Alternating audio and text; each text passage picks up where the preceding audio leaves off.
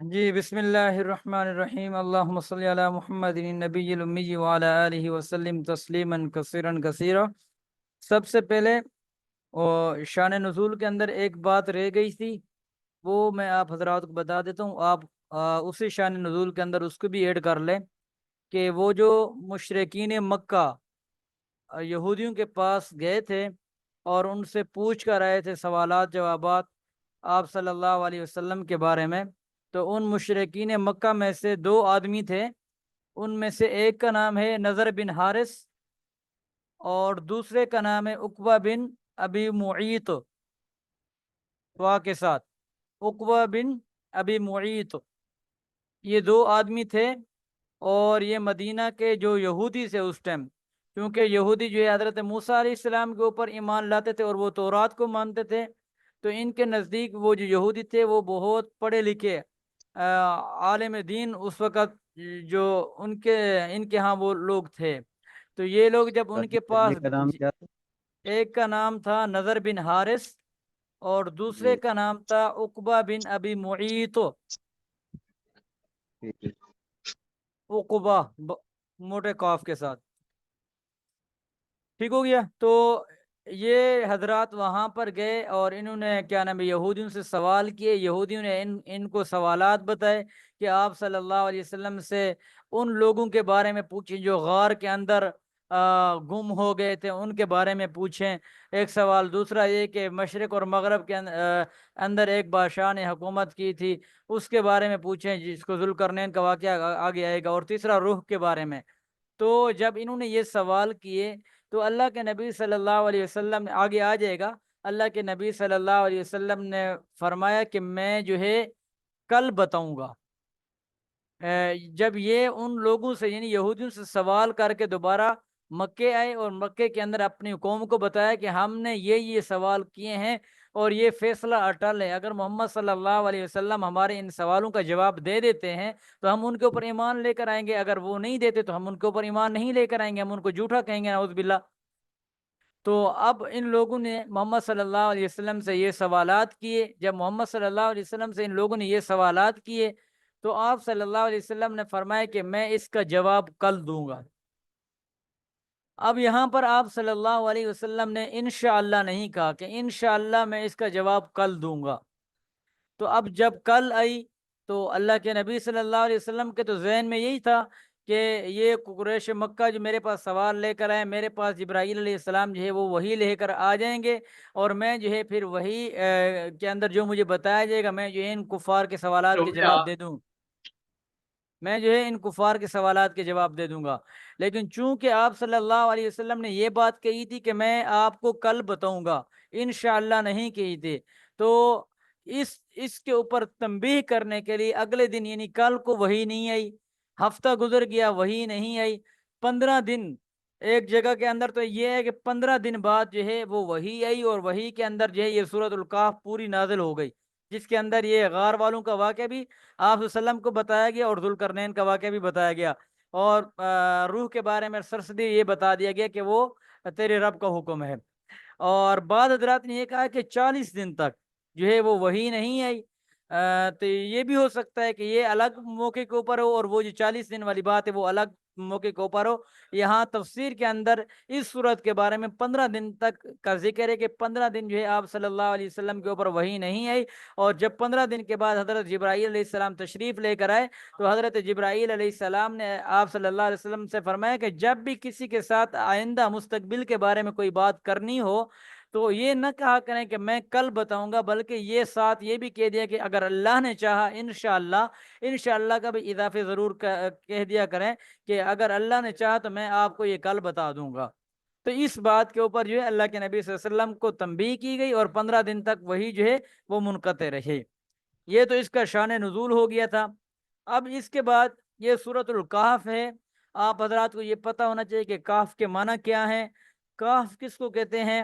کاف کہتے ہیں اس غار کو کہتے ہیں جو پہاڑ کے اندر وسیع ہو، یعنی پہاڑ کے اندر بہت بڑی وسیع یعنی وسعت جو بڑی سی غار ہوتی ہے اس کو کاف بولا جاتا ہے۔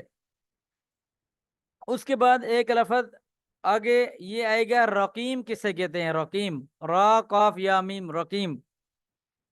تو رقیم ایسی چیز کو کہتے ہیں کہ جس کے اوپر کچھ لکھا گیا ہو. اور یہ جو اصحاب کاف تھے، ان کی غار کے باہر ایک تختی تھی. اس تختی کے اوپر جو ہے اس غار والوں کے نام لکھ دیے گئے تھے. اس وجہ سے اس کو رقیم بھی کہا جاتا ہے. اصحاب رقیم یعنی اصحاب کہف کو اصحاب رقیم بھی کہا جاتا ہے. اب بات یہاں پر یہ آتی ہے کہ آیا اصحاب کہف اور اصحاب رقیم یہ ایک ہی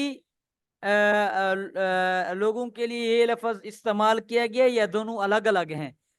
یا یہ ایک ہی نوجوانوں ان لوگوں کے لیے استعمال ہوا جو اصحاب کہف والے تھے، یا یہ دونوں الگ الگ ہیں؟ اصحاب رقیم کو کوئی الگ ہے اور اصحاب کہف جو ہے یہ کوئی الگ ہے.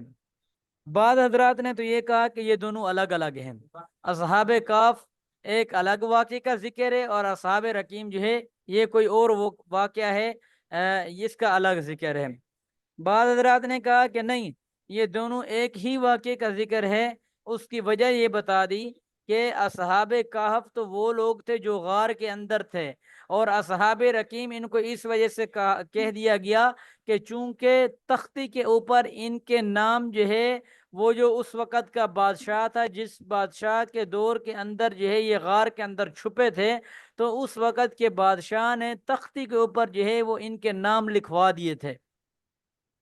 تو اس وجہ سے ان کو رقیم کہا، اصحاب رقیم بھی انہی کو کہا جاتا ہے. اس کے بعد یہ دیکھیں کہ اصحاب کہف جو ہے یہ کس نبی کے زمانے کا واقعہ ہے؟ آیا یہ آپ صلی اللہ علیہ وسلم سے پہلے کا واقعہ ہے، یا کس نبی کا زمانے کا واقعہ ہے؟ بعض حضرات نے تو یہ کہا کہ یہ حضرت عیسیٰ علیہ السلام کے زمانے کا واقعہ ہے، اور یہ یعنی حضرت عیسیٰ علیہ السلام کے اوپر یہ لوگ ایمان رکھتے تھے اور ان کو اپنا نبی مانتے تھے. اور اس وقت جو ہے کیا نام ہے یہ لوگ جو ہے یہ ایمان والے تھے، اور یہ جو ہے ان کو اپنا نبی مانتے تھے. اور اس وقت جو ہے یہ واقعہ پیش آیا، یعنی حضرت عیسیٰ علیہ السلام کے بعد. بعض حضرات کہتے ہیں کہ نہیں، یہ حضرت عیسیٰ علیہ السلام سے بھی قبل کا واقعہ ہے جو پیش آیا ہے. تو واللہ عالم، اب جو بھی ہے بہرحال یہ واقعہ ہوا ہے. اس کے بعد اب آپ یہ دیکھ لیں کہ یہ جو کیا نام ہے اصحاب کہف ہے، یہ کس جگہ کے اوپر یہ واقعہ پیش ہے؟ اس کے اندر بھی اختلافات ہیں. بعض حضرات نے کہا کہ یہ جو علاقہ ہے یہ روم کا ایک شہر ہے، تو یہ واقعہ وہاں پر پیش آیا. روم کا ایک شہر کے اندر جو ہے یہ واقعہ پیش آیا. بعض مفسرین نے کہا غرناطہ. غرناطہ ایک گاؤں ہے، غرناطہ ایک شہر ہے، اور اس کا ایک گاؤں تھا جس کے اندر جو ہے یہ کیا نام ہے لاشیں وغیرہ جو ہے یہ نکلی تھی. مردہ لاشیں جو ہیں یہ وہاں سے نکلی تھی، اور ان کے ساتھ ایک مردہ کتا بھی تھا. تو وہ کہتے ہیں کہ یہ اس بات کی دلیل ہے کہ یہ جو ہے غرناطہ کے ایک گاؤں کے اندر جو ہے یہ واقعہ پیش آیا. بعض حضرات نے یہ کہا کہ ایلہ نامی بستی ہے جو فلسطین کے نیچے یعنی فلسطین کے آس پاس کہیں واقع ہے. تو یہ واقعہ جو ہے وہاں پر پیش آیا. آپ حضرات ساتھ ساتھ اس کو نوٹ کر لیں. یہ کچھ باتیں میں نے نوٹ کی ہوئی ہیں، اور نوٹ کر کے میں آپ حضرات کو کچھ تفسیر سے دیکھ کر میں آپ حضرات کو بتا رہا ہوں. یہ آپ حضرات اپنے پاس نوٹ کر لیں، یہ آپ کے پاس لکھی ہوئی ہونی چاہیے. آپ حضرات تفسیر پڑھ رہے ہیں تو کل کو کوئی آپ سے سوال کرے تو آپ کے ذہن کے اندر اگر اس وقت نہ آئے تو آپ یہ کم از کم کہہ دیں کہ میں دیکھ کر میں نے یہ بات لکھی ہوئی ہے، تو میں دیکھ کر یہ آپ حضرات کو بتاؤں گا. تو یہ باتیں آپ ساتھ ساتھ نوٹ کریں. اس کے بعد اگلی بات یہ ہے کہ یہ جو اصحاب کہف تھے یہ کتنے عرصے تک غار میں رہے تھے؟ بعض مفسرین نے جو متفقہ بھی قول بھی ہے وہ یہ ہے کہ 309 سال تک، 309 سال تک یہ لوگ جو ہے یہ غار کے اندر رہے، اور اللہ تعالیٰ نے ان کو زندہ رکھا، اور یہ جو ہے 309 سال تک غار کے اندر سوئے رہے، ٹھیک ہے۔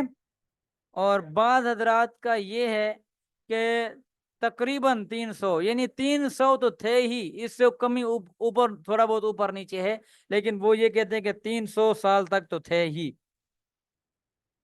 تو بس اس کے اندر یہ کچھ باتیں تھیں۔ اب میں آپ حضرات کو یہ واقعہ بتا دیتا ہوں کہ یہ اصل میں واقعہ کیا تھا۔ یہ تو کچھ پوائنٹ تھے جو میں نے آپ حضرات کو لکھوانے تھے۔ اس کے بعد آپ حضرات یہ واقعہ سنیں کہ یہ اصحاب کہف جو تھے یہ بادشاہوں کی اولاد تھی، اور یہ بھی اپنی قوم کے جو سردار تھے، بڑے تھے، یہ ان کے بیٹے تھے۔ تو ان کی جو قوم تھی وہ بت پرست تھی۔ ایسا ہوا کہ ایک روز ان کی جو قوم ہے وہ مذہبی میلے کے لیے شہر سے جو ہے وہ باہر نکلی۔ جس طرح یہودی جو ہے عیسائی جو ہے وہ کرسمس مناتے ہیں، اس طرح ان کی بھی کوئی مذہبی ڈے تھا، تو یہ جو ہے اپنے میلے کے لیے جو ہے وہ شہر سے باہر نکلے۔ جہاں ان کا سالانہ اجتماع ہوتا تھا وہاں جا کر یہ لوگ اپنے بتوں کی پوجا پاٹ کرتے تھے، یعنی بتوں کی پوجا کیا کرتے تھے۔ یہ مذہبی میلے کے لیے نکلتے تھے، اور نکلنے کے بعد جو ہے یہ بتوں کی پوجا کرتے تھے وہاں جا کر، اور ان کے لیے جانوروں کی قربانی دیتے تھے۔ اب یہ جو اس وقت جو بادشاہ تھا اس کا نام تھا دقیانوس۔ دقیانوس، اس بادشاہ کا نام تھا دقیانوس، اور یہ بہت ظالم اور فاجر اور جبار یعنی سرکش بادشاہ تھا، بہت بڑا ظالم انسان تھا۔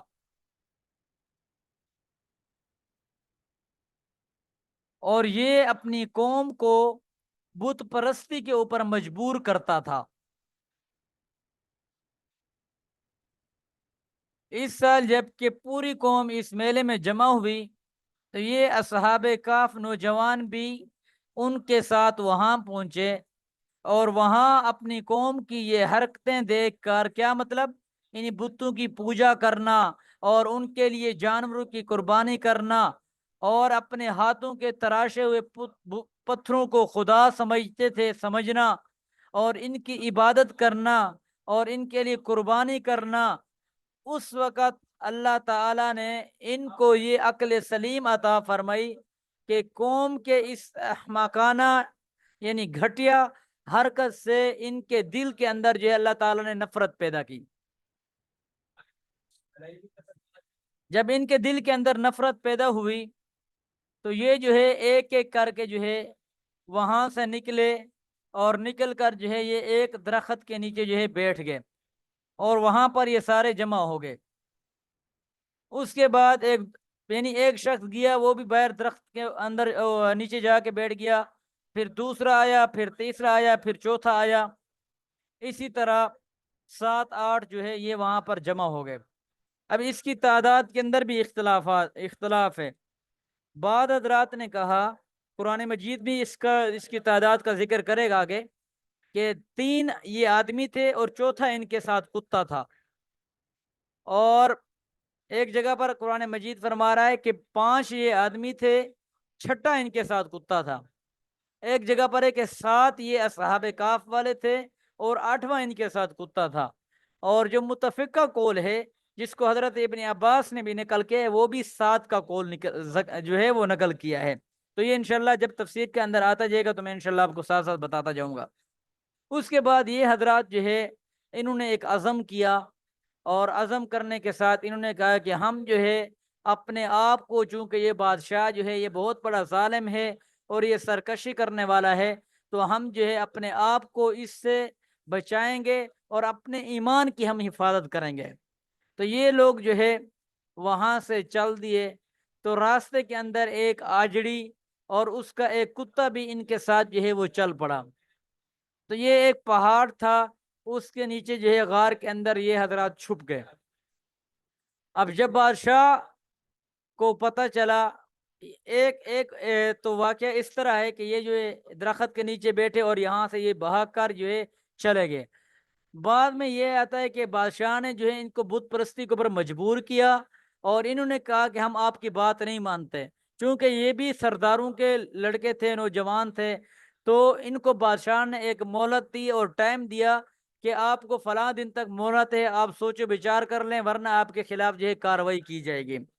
تو اس وقت یہ لوگ جو ہے وہاں سے بھاگے، اور انہوں نے جو ہے اپنے آپ کو چھپایا، اور انہوں نے یہ سوچا کہ ہم جو ہے اپنے ایمان کو کسی نہ کسی طرح جو ہے اس ظالم بادشاہ سے بچائیں۔ تو یہ لوگ جو ہے غار کے اندر جا کے چھپ گئے، اور غار کے اندر چھپ گئے تو ایک آدمی کو جو ہے وہ اپنے میں سے ہی مقرر کر لیا تاکہ وہ باہر نکلے، اور کیا نام ہے حالات کی جو ہے وہ جانچ پڑتال کرے کہ حالات جو ہے وہ کہاں تک پہنچے ہیں ہمارے متعلق۔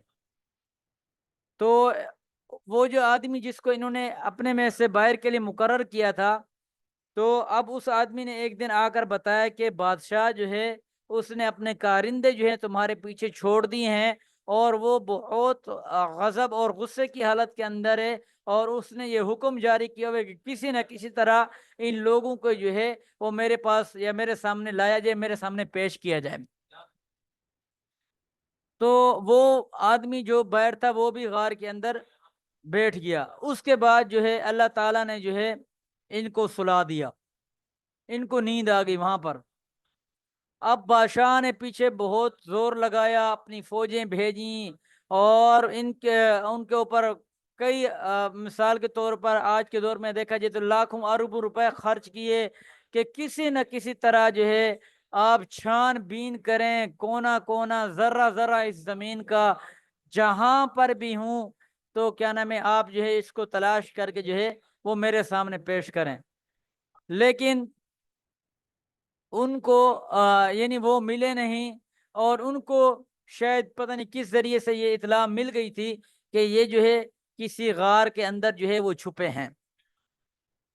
اب وہ جو بادشاہ نے کہا کہ آپ نا اگر یہ کسی غار کے اندر چھپے ہیں، اور غاروں کی بھی چھانے بینے کی لیکن ان کو وہ نہیں ملے، تو اس کے بعد جو بادشاہ کے کارندوں میں سے ایک کارندے نے کسی غار کے اوپر، حالانکہ وہی غار تھی، اس نے اس غار کے اوپر جو ہے ایک تختی لگا دی، اور تختی کے بعد جو ہے اس کے ان جو لوگ تھے، وہ جو لڑکے تھے، ان کے نام لکھ دی اس تختی کے اوپر۔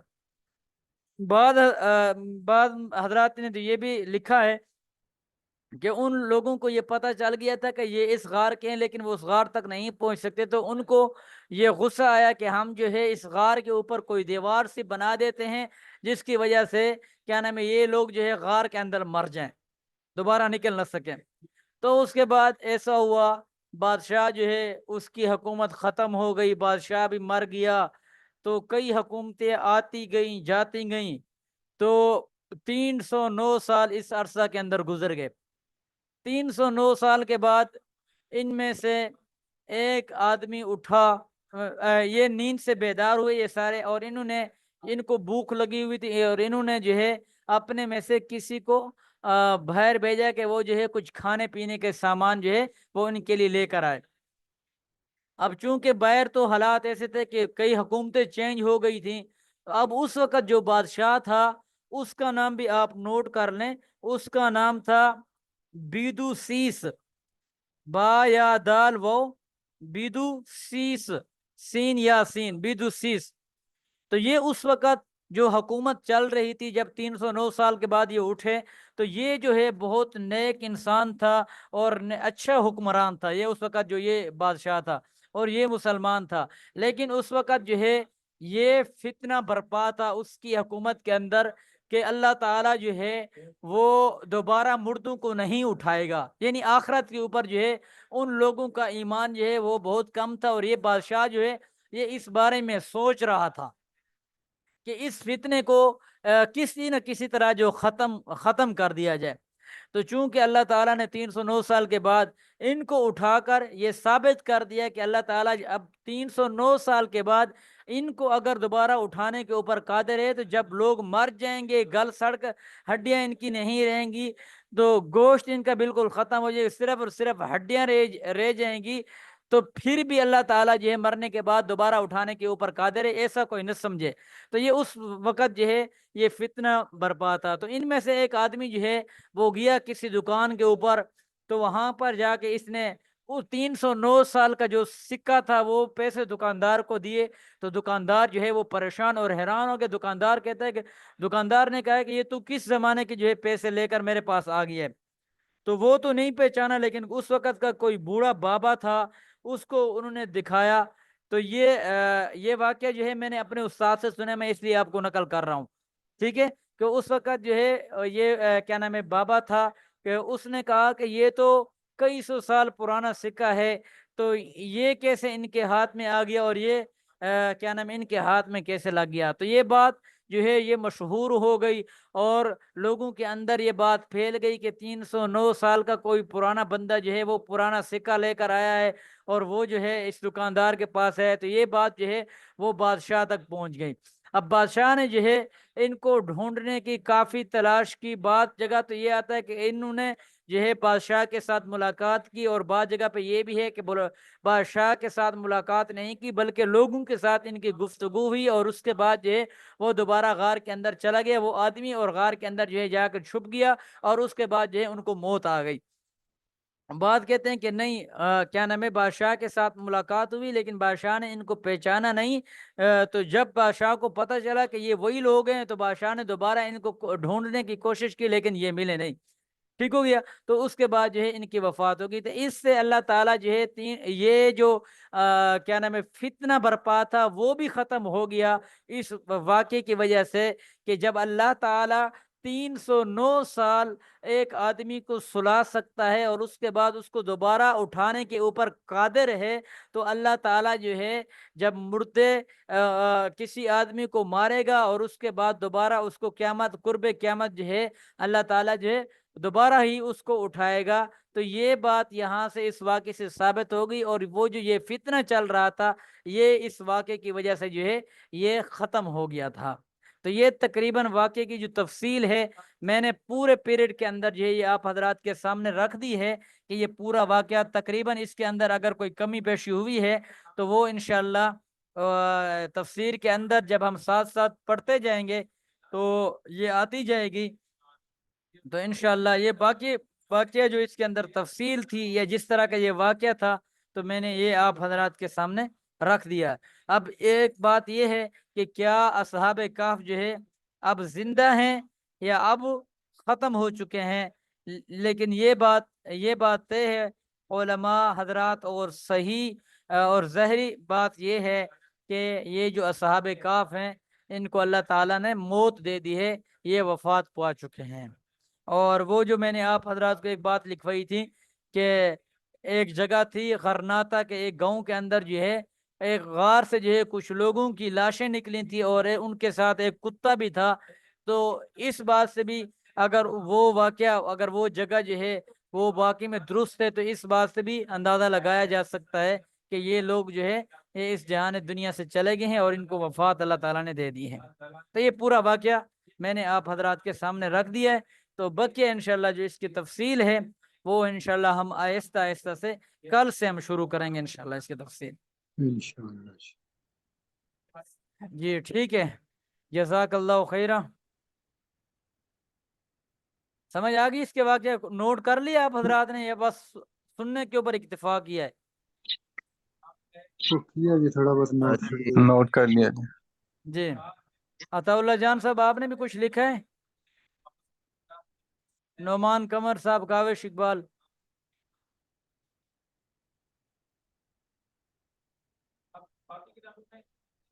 یہ ساری سنا ہے صرف